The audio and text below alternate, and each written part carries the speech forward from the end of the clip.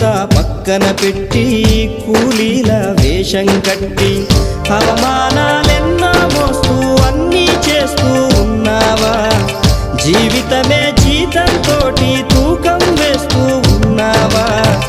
ఎండమావి నీళ్ళ కోసం ఎడారిలోన వెదికావా? ముళ్ళ దారిలోన నువ్వు గాయమయ్యి నిలిచావా?